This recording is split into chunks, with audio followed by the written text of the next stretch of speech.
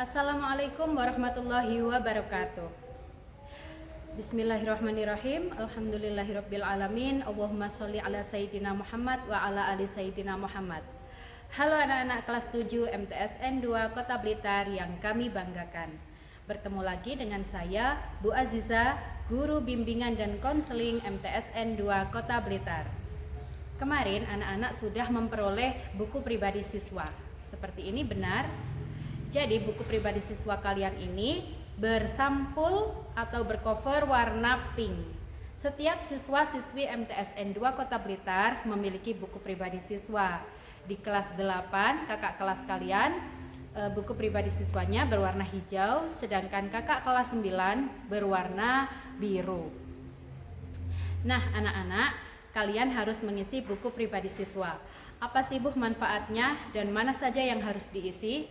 Sebelum Bu Aziza menjelaskan, kita akan ngobrol sebentar tentang bimbingan dan konseling. Apa sih bimbingan dan konseling itu? Jadi BK atau bimbingan dan konseling di sekolah adalah proses bantuan dari guru BK kepada siswa. Fungsi dari bimbingan konseling sendiri ada 4. Yang pertama yakni fungsi pemahaman. Kita memberikan materi-materi pemahaman tentang psikologi remaja, perkembangan seorang remaja, apa saja tahapan yang harus kalian capai di tahap atau masa remaja ini sehingga kalian bisa melalui tahapan selanjutnya dengan optimal, dengan baik, dan harapannya kalian bisa mengembangkan minat serta bakat yang kalian miliki. Yang kedua adalah fungsi pencegahan, yaitu pencegahan dari hal-hal yang beresiko yang bisa menghambat masa perkembangan kalian. Hal-hal yang negatif, yang tidak sesuai dengan norma atau aturan di sekolah maupun di masyarakat. Yang ketiga yaitu ada fungsi pengentasan atau perbaikan, yakni bagi siswa-siswi yang mengalami masalah baik di rumah maupun di sekolah dan bisa menghambat proses belajar mengajar, itu nanti akan kita bantu untuk pengentasan. Solusinya bagaimana? Nanti akan dibantu guru BK untuk memahami masalah kalian dan kalian bisa memikirkan jalan keluarnya bagaimana. Kemudian fungsi yang keempat yaitu pemeliharaan atau pengembangan. Bagi siswa-siswi yang memiliki potensi diharapkan lebih bisa mengembangkan dirinya. Jadi anak-anak kalau belum tahu Bu bakat saya ini apa sih? Saya itu bisanya apa sih? Nah, itu kalian bisa berkonsultasi ke ruang BK. Mindset bahwa BK itu adalah tempatnya anak-anak yang nakal saja itu tidak tepat, ya. Karena tidak ada anak yang nakal. Setiap anak, setiap orang diberikan kelebihan dan kekurangan. Nah, diharapkan kita bisa mengenali diri kita. Apa sih kekurangan saya? Apa sih kelebihan saya? Dengan mengenali kekurangan dan kelebihan, kita bisa mengembangkan kelebihan kita dan meminimalisir kekurangan kita, seperti itu. Nah, untuk bagaimana sih Bu caranya mengenali minat saya itu apa, bakat saya itu apa? Salah satunya kita menggunakan alat ukur daftar cek masalah yang ada di dalam buku pribadi siswa ini. Nah, ini harus kalian isi ya. Ketika mengisi buku ini tidak ada nilai salah atau benar. Namun jawaban yang paling betul adalah jawaban yang paling jujur. Jadi isilah sesuai dengan kondisi kalian masing-masing. Tujuannya apa? Nanti kita akan tahu misalnya di dalam satu kelas A, itu masalah apa sih yang mayoritas dialami oleh siswa di kelas 7A. Nah, itu nanti akan kita berikan materi yang sesuai dengan yang kalian butuhkan atau masalah yang kalian hadapi. Begitu ya. Namanya buku pribadi siswa. Jadi ini nanti mengandung atau berisi identitas-identitas pribadi siswa yang kerahasiaannya tentu saja akan kami jaga. Buku ini akan kami simpan di ruang BK dan tidak semua orang bisa mengaksesnya. Jadi tenang saja, kerahasiaan kalian akan kami jaga. Pertama yang harus kalian isi adalah cover. Nah, ini nama siswa. Ini kalian isi nama lengkap di sini ya. Nomor induk tidak perlu diisi. Kemudian kelas di kolom pertama ini kalian isi kelas 7 apa? 7A, 7B, 7C ataukah sampai 7K. Nah, itu sesuai dengan kelasnya masing-masing. Kemudian bawahnya nomor urut presensi. Ini sama dengan nomor absen. Di sini ya. Lalu bawahnya tahun pelajaran, itu kecil-kecil saja di sini. Jangan sampai keluar kolom, diisi tahun 2023-2024. Kenapa Bu nggak boleh keluar kolom? Karena kalau yang tengah ini untuk nanti kelas 8, kalian kelas 8, yang ini kelas 9. Nah, anak-anak, di MTSN 2 Kota Blitar ini menggunakan sistem Fastabiqul Khairat, berlomba-lomba dalam kebaikan. Ketika kalian sekarang misalnya ada di kelas 7C, belum tentu nanti kelas 8-nya itu masih di 8C. Tergantung proses selama 1 tahun ke depan ini. Jika kalian memang belajar giat, kemudian rajin mengikuti tugas-tugas dari Bapak Ibu guru, rajin masuk sekolah, itu sangat mungkin kalian bisa naik ke jenjang kelas reguler yang lebih tinggi, misalnya dari 7E ke 7D atau 7C. Tapi kalau prestasi kalian itu menurun, prosesnya kalian itu sering tidak mengerjakan tugas misalnya, terlambat, nah itu nanti akan di-rank mulai kelas 7 awal sampai akhir.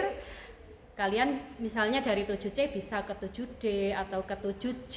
Nah, itu tergantung proses yang kalian lalui selama 1 tahun ini. Jadi semangatlah dalam belajar ya. Kemudian yang harus diisi lagi, ini lembar cover yang di dalam juga diisi seperti tadi ya, biar tidak tertukar.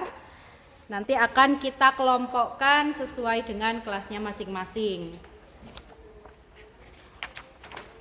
Nah, lalu identitas siswa ini silahkan kalian isi.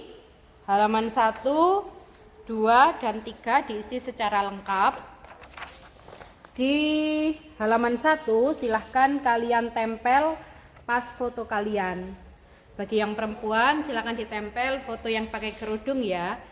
Dan usahakan menempel foto terbaru, foto saat ini, bukan foto saat TK.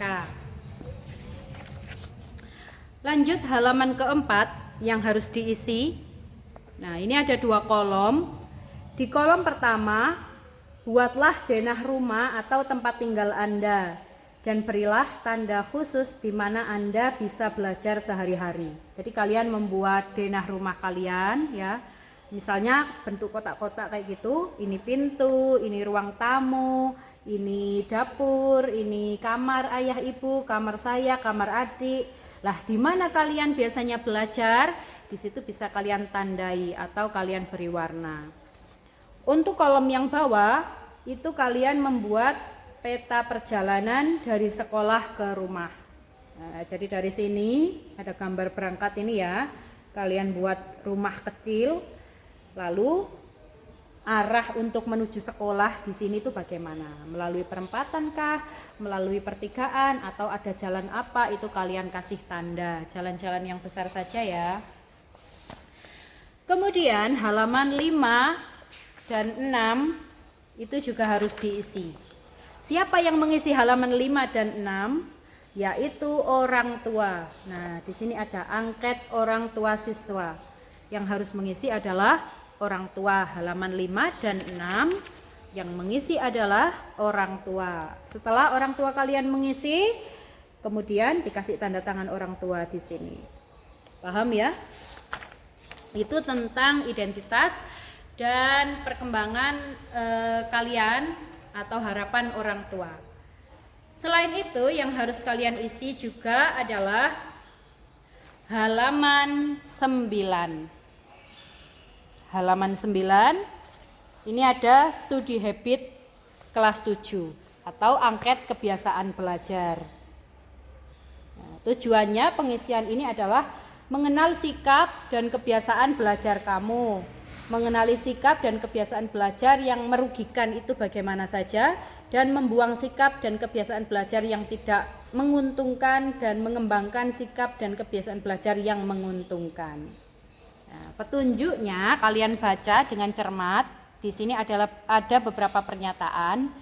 Pernyataan yang paling sesuai dengan diri kamu, silahkan kamu lingkari. Kalau tidak sesuai dengan diri kamu, berarti dibiarkan saja. Ingat, jangan ingin terlihat baik ya, tapi istilah sesuai dengan kondisi diri kamu yang sejujurnya. Supaya apa? Supaya kami guru BK bisa membantu kamu untuk mengatasi masalah kalian. Seperti itu ya.